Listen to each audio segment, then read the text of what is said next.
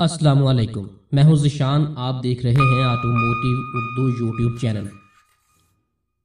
Automobile کے شوقین دوستوں، تاریخ کی طرف جائیں تو پاکستان میں 1953 میں پہلی گاڑی بنائی گئی اور اس گاڑی کا موجد نیشنل موٹرز نامی ادارہ تھا۔ 1950 سے لے کر 1969 تک یہ وہ دور تھا جب دنیا کی اعلیٰ پائے کی کمپنیاں پاکستانی شراکت داروں کے ساتھ مل کر مقامی سطح پر آٹو موبائل کی ترقی کے لیے کوشاں تھیں، جن میں general motors, Vauxhall cars, Bedford trucks, Exide Pakistan, Dodge motors, Lambretta motorcycle, general tyres, Massey Ferguson, Vespa اور جیپ جیسی کمپنیاں شامل تھیں۔ پاکستان کی ابتدا سے ہی صنعت کی ترقی کے لیے ایسے اقدامات اٹھائے گئے جو مقامی انڈسٹری کے لیے کارگر ثابت ہوئے اور لاکھوں افراد کا روزگار اسی شعبے سے وابستہ تھا۔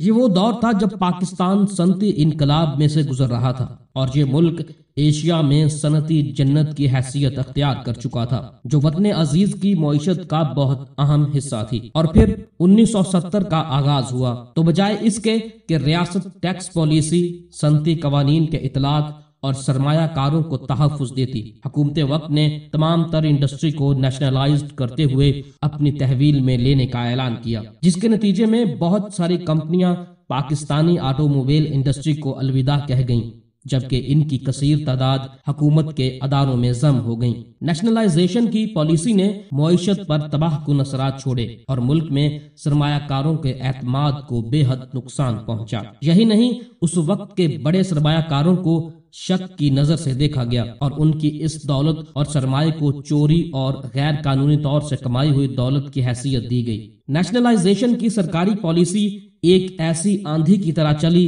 جس نے مالیاتی طور پر بڑے کاروباری خاندانوں کو تباہ کر دیا، یہاں تک کہ ایک سرمایہ کار کا کہنا تھا کہ حکومت کی اس پالیسی نے سرمایہ کاروں سے نہ صرف ان کی صنعت چھینی بلکہ ان کا اعتماد اور بھروسہ بھی ختم کر دیا، اور مزید اب وہ پاکستانی صنعت میں سرمایہ کاری کرنے کے خواہاں نہیں رہے۔ ناظرین، 1970 سے 1989 تک پاکستان میں داخل ہونے والی ہر صنعت گورنمنٹ کے زیر سایہ تھی اور اس میں ہونے والے تمام تر معاہدے براہ راست حکومت کی سربراہی میں طے شدہ تھے۔ 1972 میں پاکستان آٹو موبائل کارپوریشن کے نام سے بننے والے ایک حکومتی ادارے نے جن کمپنیز کو خریدا یا دوسری کمپنیوں میں ضم کیا، ان میں میک ٹرک، نیا دور موٹرز، ملت ٹریکٹرز، داؤد یامہا اور پاک سوزوکی جیسے ادارے شامل تھے۔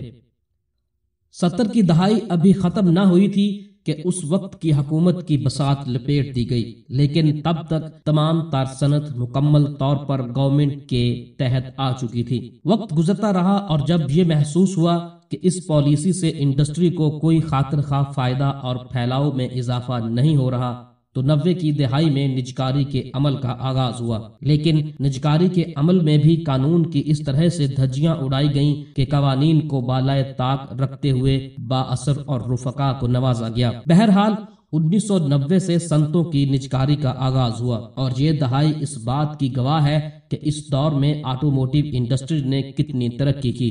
نجکاری کا اعلان ہوتے ہی سوزوکی جاپان نے پاک سوزوکی کے 40% حصص خرید لیے۔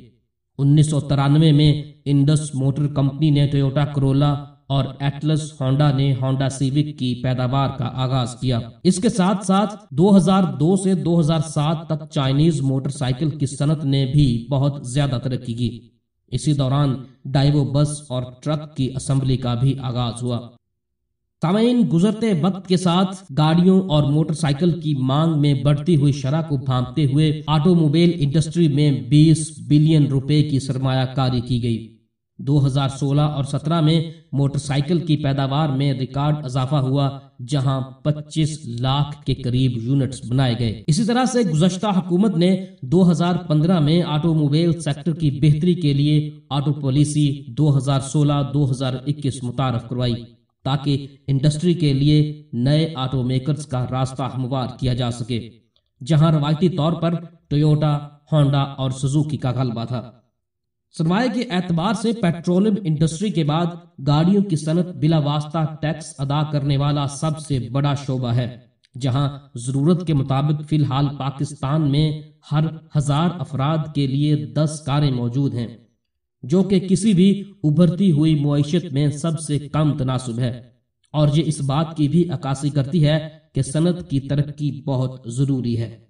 इसके साथ साथ 3 से 4 करोड़ नौजवान लोगों को अगली दहाई में इक्तिसादी तौर पर फाल करना भी जरूरी है। नई ऑटो पॉलिसी के नतीजे में पुराने कारखानादारों ने जहां अपने पांव फैलाए हैं, वहीं पर नए आने वाले इदारे भी पाकिस्तानी सनत की ताकत बनने के लिए तैयार हैं, जिनमें होंडाई, किया, निसान, वॉक्सवैगन, इसुजू, चैंगन, फॉ और रिनॉल्ट जैसे अदारे शामिल हैं। इसके साथ साथ कुछ मुकामी कारखानादार भी अपनी नई गाड़ियां मुतारफ करवाने में दिलचस्पी रखते हैं। जहां यूनाइटेड मोटर्स ने ब्रेवो नामी हैचबैक गाड़ी की असेंबली का आगाज किया है, वहीं पर एक और मोटरसाइकिल बनाने वाला अदारा रीगल भी गाड़ियों के मैदान में कूदने के लिए तैयार है। और कुछ खबरों के मुताबिक प्रिंस मोटरसाइकिल बनाने वाला ये इदारा पर्ल नामी गाड़ी पाकिस्तान में पेश करने का ख्वाहिशमंद है। हम उम्मीद करते हैं कि नए आने वाले इदारे और मुकामी सतह पर तैयार होने वाली गाड़ियां पाकिस्तानी लोगों की कुव्वत खरीद और इनकी तवक्कुआत पर पूरा उतरेंगी। हमारी दुआ है कि वतन अजीज की सनत दिन दुगनी और रात चुगनी तरक्की करे। उम्मीद है कि आपको हमारी आज की वीडियो पसंद आई होगी। अगर आप हमारे चैनल पर नए हैं तो काइंडली हमारे चैनल को सब्सक्राइब कर लीजिए। शुक्रिया।